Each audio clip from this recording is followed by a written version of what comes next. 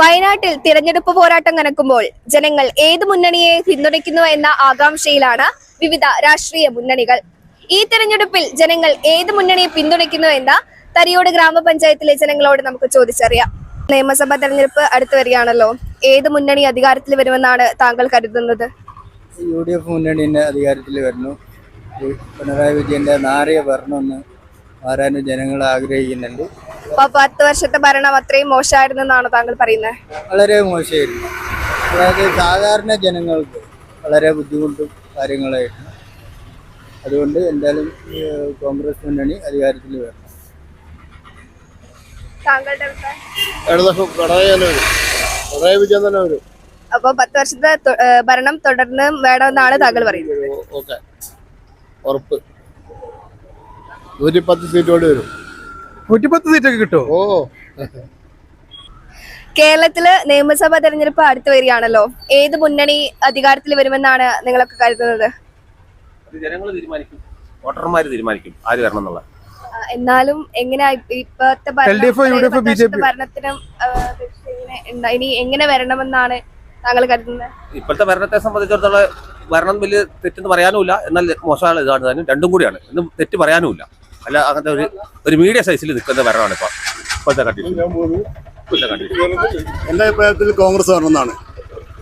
10 വർഷത്തെ ഭരണം അത്രയും മോശമായിരുന്നു എന്നാണ് ജനങ്ങൾ തന്നെ പറയുന്നുണ്ടല്ലോ, എല്ലാവരും അഭിപ്രായം ഉണ്ടല്ലോ. ഈ ഭരണം മാറണമെന്നാണ് താങ്കൾ? ഞാൻ നോക്കിയിട്ട് കോൺഗ്രസിനാണ് സാധ്യത കാണുന്നത് കോൺഗ്രസിനാണ്. അതായത് അറിയില്ലൂ, അത് നമുക്ക് പിന്നെ അങ്ങനെ പാർട്ടി ഇതില്ലാത്തതുകൊണ്ട് കൂടുതൽ പറയാനില്ല. കേരളത്തില് നിയമസഭാ തെരഞ്ഞെടുപ്പ് അടുത്ത് വരികയാണല്ലോ. അപ്പൊ ഏത് മുന്നണി അധികാരത്തിൽ വരണമെന്നാണ് താങ്കൾ വിചാരിക്കുന്നത്? തുടർച്ചയായി ഭരണം അവസാനിപ്പിക്കുക. ഇരു മുന്നണികളിൽ വന്നോട്ടെ. UDF വരണം എന്നാണ് ഞാൻ പറഞ്ഞു വരുന്നത്. UDF വരട്ടെ. ജനങ്ങളിൽ നിന്നും പലതരത്തിലുള്ള അഭിപ്രായങ്ങൾ ഉണ്ടാവാം. എന്നാലും UDF സർക്കാർ അധികാരം വന്നാൽ കേരളം നല്ലൊരു ഭരണം കാഴ്ചവെക്കുന്നതാണ് എൻ്റെ പ്രതീക്ഷ. കേരളത്തില് നിയമസഭാ തെരഞ്ഞെടുപ്പ് അടുത്ത് വരികയാണല്ലോ. ഏത് മുന്നണി ഇപ്പൊ അധികാരത്തിൽ വരുമെന്നാണ് താങ്കൾ കരുതുന്നത്? ഇടതു മുന്നണി. ഇപ്പൊ 10 വർഷത്തെ ഭരണം ഇനിയും തുടർന്ന് വേണമെന്നാണോ താങ്കൾ പറയുന്നത്? കേരളത്തിൽ നിയമസഭാ തെരഞ്ഞെടുപ്പ് അടുത്ത് വരികയാണല്ലോ. ഏത് മുന്നണി അധികാരത്തിൽ വരുമെന്നാണ് നിങ്ങളൊക്കെ വിചാരിക്കുന്നത്? UDF അധികാരത്തിൽ വരും. ഈ 10 വർഷത്തെ ഭരണം മാറണമെന്നാണ്? ഈ ദുഷിച്ച ഭരണം മാറി UDFന്റെ ഒരു ഭരണം കേരളത്തിൽ വരണമെന്ന് ജനങ്ങൾ മൊത്തം ആഗ്രഹിക്കുകയാണ്. അതുപോലെ തന്നെ കൽപ്പറ്റ അസംബ്ലിയിലെ T. സിദ്ദിഖ് MLA വലിയ ഭൂരിപക്ഷത്തിൽ, ചരിത്ര ഭൂരിപക്ഷത്തിൽ അദ്ദേഹം കേരള നിയമസഭയിലെത്തും. കേരളത്തില് പിണറായി വിജയനെ ജനങ്ങൾ മടുത്തിരിക്കുകയാണ്. കൽപ്പറ്റയിൽ T. സിദ്ദിഖ് MLA ഒരു 25,000 വോട്ടിന് മുകളിൽ ഭൂരിപക്ഷത്തിൽ വിജയിക്കും. 25,000 ഒക്കെ ഉണ്ടാവും. 25,000 കൂടുതൽ നോക്കിയാൽ മതി. 100-ൽ കൂടുതൽ സീറ്റോട് കേരളത്തിൽ UDF അധികാരത്തിൽ വരും. വയനാട്ടിൽ 3 സീറ്റും UDF നേടും. പിണറായിയുടെ തുടർ ഭരണം വയനാട്ടിലെ ജനങ്ങൾ, പ്രത്യേകിച്ച് കൽപ്പറ്റ മണ്ഡലത്തിൽ അവസാനിപ്പിക്കുന്നതിനുള്ള എല്ലാ പരിപാടിയുമായിട്ടാണ് ഞങ്ങൾ മുന്നോട്ട് പോകുന്നത്. ഞങ്ങളുടെ പ്രതിപക്ഷ നേതാവ് പറഞ്ഞമാതിരി 100 സീറ്റ് മേടിച്ചുകൊണ്ട് അതിൽ കൂടുതൽ വാങ്ങിക്കൊണ്ട് ഏകദേശം 20,000 വോട്ടിന് ഭൂരിപക്ഷം നേടിക്കൊണ്ട് T. സിദ്ദിഖ് അടക്കമുള്ള വയനാട്ടിലെ 3 സീറ്റും നേടിയെടുക്കുമെന്ന് ഞങ്ങൾക്ക് പൂർണ്ണ വിശ്വാസമുണ്ട്. ആ രീതിയിലുള്ള പ്രവർത്തനങ്ങളുമായിട്ടാണ് ഞങ്ങൾ മുന്നോട്ട് പോകുന്നത്. ഓർക്കാളിനൊക്കെ തോപ്പിക്കാൻ കഴിയുന്ന പ്രതീക്ഷ ഉണ്ടോ? ഈ പ്രാവശ്യം എന്തായാലും ഓർക്കാൾ വീട്ടിലിരിക്കും. ഉഷാ വിജയം വൻ ഭൂരിപക്ഷത്തോടെ വിജയിക്കും. സിദ്ദിഖ 20,000 വോട്ടിന്റെ ഭൂരിപക്ഷത്തിൽ വിജയിക്കും. ഇപ്പൊ കേരളത്തിൽ ആരും അധികാരത്തിലെത്തുന്നതാണ്? UDF. 10 വർഷത്തെ ഭരണം വളരെ ഇതേപോലെ ഒരു കെട്ട ഭരണം കേരള മക്കള് കണ്ടിട്ടേ ഇല്ല. വിലക്കയറ്റം. കേരളത്തില് നിയമസഭാ തെരഞ്ഞെടുപ്പ് അടുത്ത് വരികയാണല്ലോ. ഏത് മുന്നണി അധികാരത്തിൽ വരണമെന്നാണ് താങ്കൾ കരുതുന്നത്? തീർച്ചയായും ഇടതുപക്ഷ മുന്നണി വീണ്ടും അധികാരത്തിൽ വരണം എന്നത് തന്നെയാണ് ഞാൻ ആഗ്രഹിക്കുന്നത്.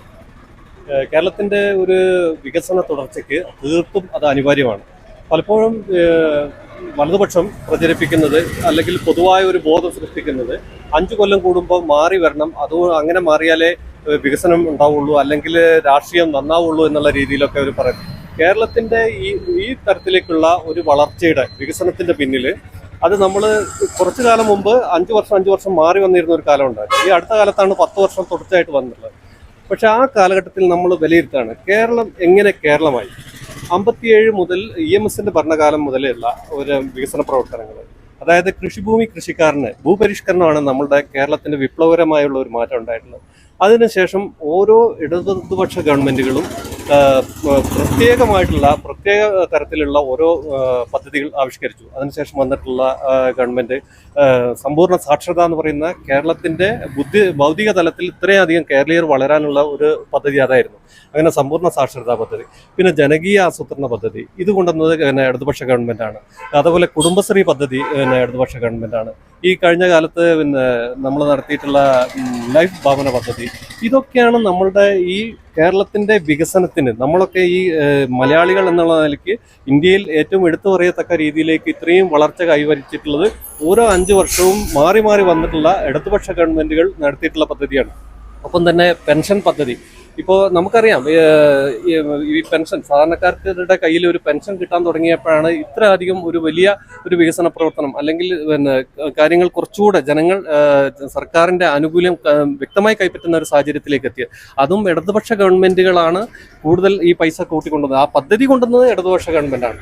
അത്തരം ഓരോ 5 വർഷത്തെ മാറ്റങ്ങളും നോക്കിക്കഴിഞ്ഞാൽ കേരളം ഇത്ര വളർച്ചയിലേക്ക് കൊണ്ടുവന്നിട്ടുള്ളത് ഇടതുപക്ഷ ഗവൺമെന്റുകൾ തന്നെയാണ്. കേവലം സ്വാഭാവികമായിട്ടുള്ള പ്രവർത്തനങ്ങളൊക്കെ ഈ മാറി വരുന്ന വലതുപക്ഷ ഗവൺമെന്റുകളൊക്കെ നടത്തിയിട്ടുണ്ടാവും. അതുകൊണ്ട് തന്നെ നമ്മൾ ഇത്രയും വളർച്ച ഈ 10 വർഷത്തിലാണെങ്കിൽ നമ്മൾ എടുത്തു പറയത്തക്ക വളരെ വലിയ പ്രവർത്തനങ്ങളൊക്കെ നടത്തിയിട്ടുണ്ട്. അതുകൊണ്ട് അതിൻ്റെയൊക്കെ ഒരു തുടർച്ച ഉണ്ടാവണമെങ്കിൽ കേരളം ഇനിയും കേരളമായിട്ട് കേരളീയർ എന്നുള്ള നിലയ്ക്ക് ലോകത്തിന്റെ മുമ്പിൽ രാജ്യത്തിന്റെ മുമ്പിൽ അഭിമാനത്തോടു കൂടി തല ഉയർത്തിപ്പിടിക്കണമെന്നുണ്ടെങ്കിൽ ഇനി നമുക്ക് ഒരുപാട് പുതിയ തലമുറയ്ക്ക് ഇനിയും ഒരുപാട് മുന്നോട്ട് പോകേണ്ടതുണ്ട്.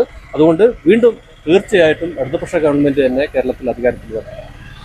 നിയമസഭാ തെരഞ്ഞെടുപ്പൊക്കെ അടുത്ത് വരികയാണല്ലോ. അപ്പൊ ഏത് മുന്നണി അധികാരത്തിൽ വരണമെന്നാണ് താങ്കൾ കരുതുന്നത്? ഞാൻ ഇടതുപക്ഷവാദിയാണ്. അപ്പം പിന്നെ അത് വരണം എന്നല്ലേ പറയുള്ളൂ, പറയാനൊന്നുമില്ല. ഇടതുപക്ഷം വരണം, തുടർഭരണം വരണം. ഇപ്പോൾ നടക്കുന്നതിൻ്റെ ബാക്കി കാര്യങ്ങളെല്ലാം ചെയ്തു വെച്ചതിന് ബാക്കി ഇതെല്ലാം തുടർച്ചയായിട്ട് ചെയ്തു പോകണം.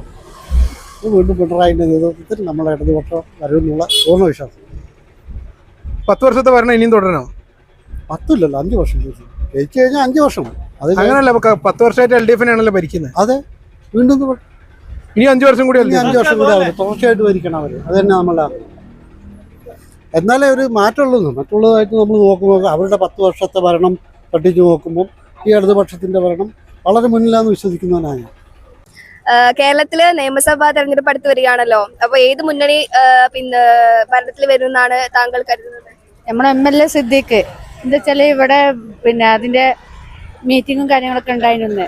നല്ല ഒരേപോലെ പ്രസംഗിച്ച് നല്ല ഉഷാറായി ഭരണഗതി മുന്നോട്ട് വരണമെന്ന് ആഗ്രഹിക്കുന്നു UDF.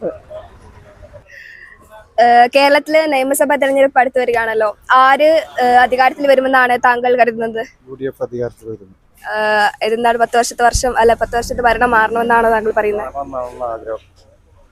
ഭരണം മോശമായിരുന്നു, അതുകൊണ്ട് ഭരണം മാറണമെന്നാണ് ആഗ്രഹം. കേരളത്തിലെ നിയമസഭാ തെരഞ്ഞെടുപ്പ് അടുത്ത് വരികയാണല്ലോ. അപ്പോൾ ഏത് മുന്നണി അധികാരത്തിൽ വരണമെന്നാണ് താങ്കൾ കരുതുന്നത്? LDF മുന്നണി വരണം. അപ്പോൾ 10 വർഷത്തെ ഭരണം ഇനിയും തുടർന്ന് വേണമെന്നാണ് താങ്കൾ പറയുന്നത്? അതെ.